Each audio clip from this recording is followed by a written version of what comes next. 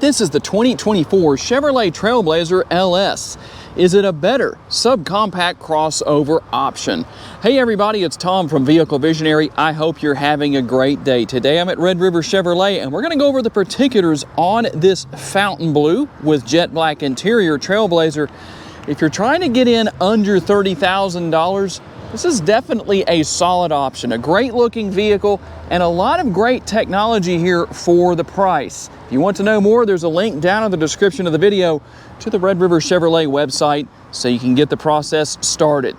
Let's take a look at what we have here on the front end. Our headlights are going to be right down here.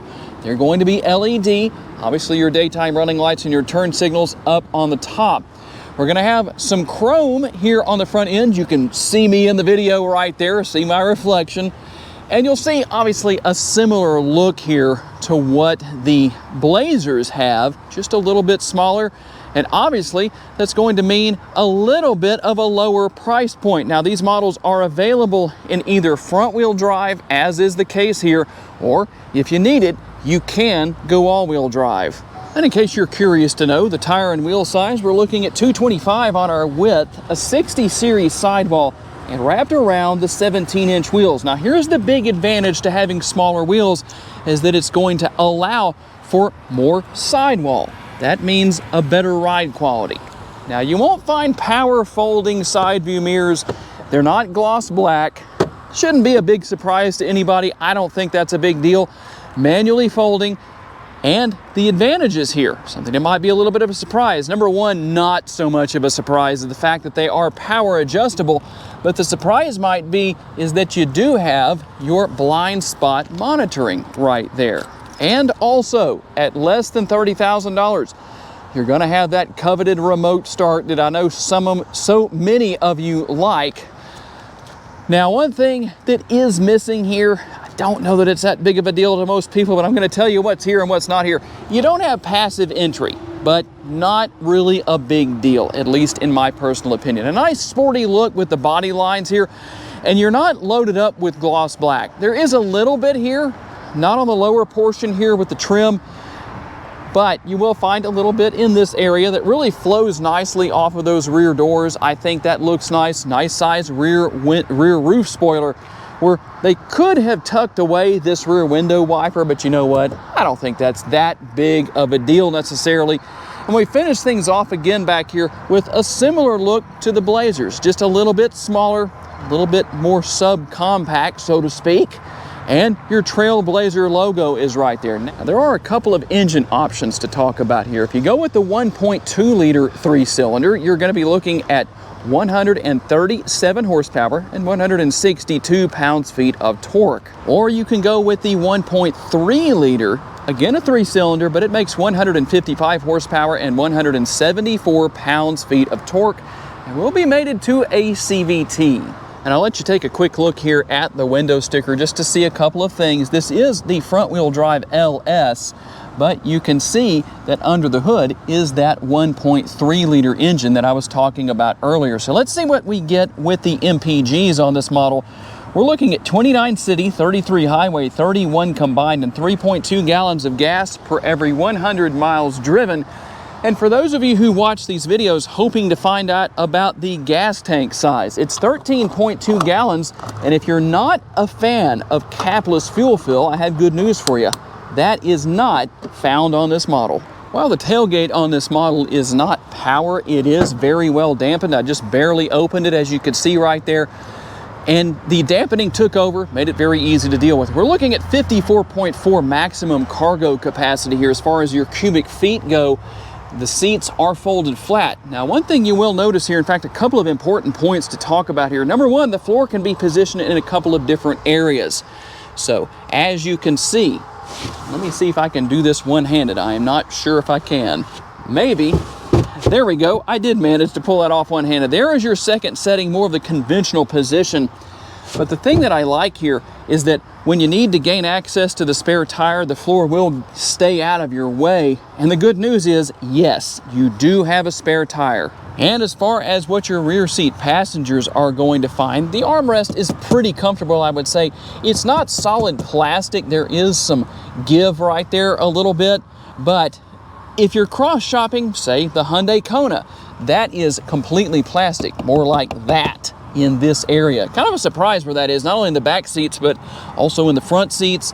You will find a nice large door bin right here and a seat pocket on the the driver's side right here, but not over here on the passenger side. No rear air conditioning vents or USB connectivity.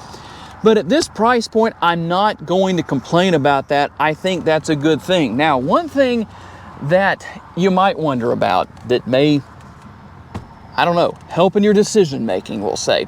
A common question is, do the rear seat backs recline? No, they don't. There is a small amount of recline built into the seats, but this is the only position when they're in the upright position. We'll find the grab handles right here. In case somebody wants to drop the handle, there's the oh crap handles. Yeah, don't really need those in this case. And what about the sticker price? $26,075 is what you will pay. Let's see what else you get for the price. Now, you won't find power seats for the driver or the passenger. You do have cloth seating, but not a big deal. Some people say cloth seating is antiquated, but there are some advantages to it. Sometimes it tends to be more comfortable. It's easier to keep clean. Just one of those things. And if it's parked out, your vehicle's parked out in the sun for a long time, that does not get as hot as leather can. So a little bit easier to deal with where that's concerned. Larger armrests and door bins on the front doors. Nothing out of the ordinary for a vehicle to have that. You can see that you have plenty of space within the glove box here. And we'll also find power windows and power locks. Pretty good for this price. Power adjustable side view mirrors as well. Depending on what you need to do, you can adjust that there. There's the control for your headlights and tail lights. And right here, drop that lever and you can adjust the tilt and telescopically adjustable steering wheel. So that's a nice thing to know that you have. And a digital instrument cluster here. Again, at this price point, I think this model does really well. So nice to see those kinds of features. Everything here on your screens is going to be fully digital. Here are your steering wheel mounted controls. Now, you don't have adaptive cruise control, but you do have cruise control right here. So that's a good thing as far as that goes. And beyond your steering wheel mounted controls, on the rear of the steering wheel, you can control not only the volume, but also the station you're listening to or whatever you're listening to on your playlist on YouTube with Apple CarPlay and Android Auto. And here we're going to control our turn signals. Some of you know what that means, and some of you think, what's that? I've never heard of turn signals before. At least you drive like you haven't. It's okay. You can laugh. Don't feel bad. Right here, I can't say anything funny or sarcastic about this lever. That's where you control your front and rear window wipers. Now let's talk about the infotainment screen. Before we do that, in fact, you have something that's a little more old school right here, which would be the control for the radio, turning that on and off and adjusting the volume. Kind of an old school thing in a way. Maybe not so much, I don't know, but that's where it is. You have one view with your rear view camera, but you do have that. It's good to know that it's there. Trajectory lines, you're not going to find a new vehicle in this day and age that does not have that feature. You can wirelessly pair your smartphone here. Android Auto and Apple CarPlay are here. And let's go in and take a look at some of our settings, because there is one thing that I know a lot of you are going to want to know about. I'm going to answer the question about safety features. You can go in here, you can see what all is on system. We can go to apps, you can see what's there, audio, phone, and OnStar. But let's go to vehicle. I say let's go to vehicle. There we go, let me get that correct.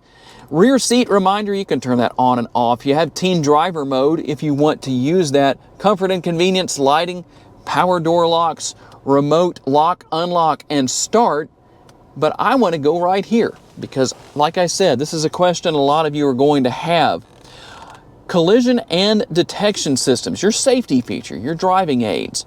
Automatic emergency braking, front pedestrian braking, lane change alert. You can turn that on and off if you want to. You have your park assist, your rear park assist symbols for the camera, and your rear cross traffic alert. So for those of you who are wondering about those safety features, that's what you have. Now, we do have single zone climate control here.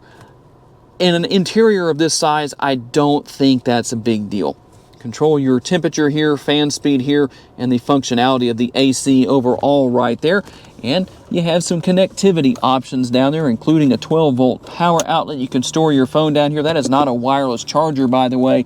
But you can see some of the other features that are here. If you want to turn the auto stop start feature off or on, you can do it right there. Your lane keeping assist, and obviously you have your traction control right there. Now, if you want to go and be as racy as possible, well, there's one of your driving modes you can choose to drive in as far as that goes. Couple of different things to choose from there. Conventional style shifter, easy to deal with, easy to figure out. There is your power parking brake. If you're wondering where that is, you can turn that on or off right there. Your cup holders and a little bit of space in front of the center console. For me personally, I do wish that the lid was maybe a little further forward because I just don't like my wrist hanging off like that. Maybe most people won't think of that as being a big deal, but that's what's there.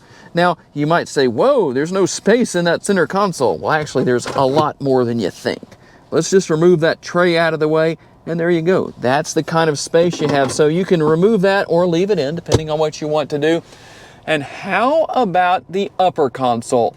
There you go. You can take a look at it, see what all is there, and maybe see what's not there depending on what your expectations are. Okay, here we go on the test drive. And I know a lot of people are going to ask about that 3-cylinder engine and say, how reliable is that? Well, from what I understand, talking to sales staff at the dealership, they're actually very reliable. The way they're built, they handle what you throw at them. Keep in mind, most people are not trying to go high performance with their Trailblazer with a 3-cylinder engine under the hood, but they hold up very well from what I understand.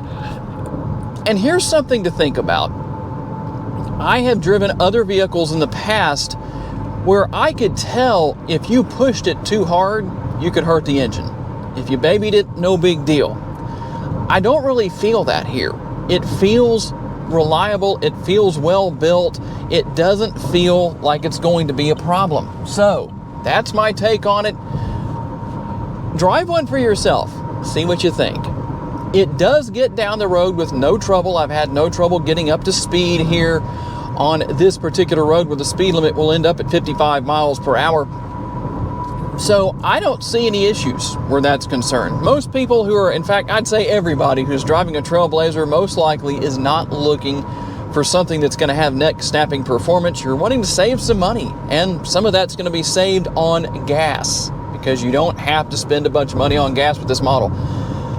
Overall, it seems to have a very comfortable ride quality. It's easy to drive. Its size sure makes it a great big city vehicle because it's so easily removable or maneuverable. Let's get that correct. I'm not doing two scenes here. We're not going to do a retake. It's maneuverable because of its size. No issues where that's concerned. And obviously, if you live in an area where you get a lot of snow, more snow during the year than not, well, you're still going to be okay because of the all-wheel drive availability that the Trailblazer offers. So a lot going on where that's concerned. A lot of great features, a lot of great functionality here. And one thing that's nice is while you have a very modern and high-tech look with the instrument cluster and with the infotainment screen, it's not an overload of technology. It's still somewhat minimalistic, I would say. And so that's obviously a good thing. For those who are maybe looking for a vehicle that doesn't have too much to learn, maybe you're stepping out of a vehicle that doesn't have this type of technology, well, it definitely is a great option. The ride quality is good. It's enjoyable to drive. It did take me a little bit of time to get used to the brakes, but that is likely because of the fact that I'm used to driving a GMC Sierra 2500, a much larger, heavier vehicle, so the brakes operate a little differently than they do with a much smaller vehicle like this, and the brakes seem to be kind of aggressive to me at first. But that's why you need to test drive these vehicles. Get in it, test drive it, see what you think about it, because you might hop in and say, oh, Tom, I had no trouble at all adjusting to the brake pedal. Maybe it's just because you're a better driver than I am. Okay, tell me what you think. Is the 2024 Chevrolet Trailblazer LS a better subcompact crossover option? Tell me what your thoughts are. I'm always curious to know. I do like to say a special thanks to my friends here at Red River Chevrolet for loaning me this Trailblazer for the day, and a special thanks to each and every one of you for being kind enough to take the time to watch and give me the opportunity to give you a vision for your next vehicle. If you enjoyed this video, please be sure to hit the like button. That helps me out a lot. Make sure to subscribe. That way you don't miss any future videos. And if you would like to learn about additional vehicles you may wish to consider purchasing, check out the video that's on the screen right now, and I'll see you there.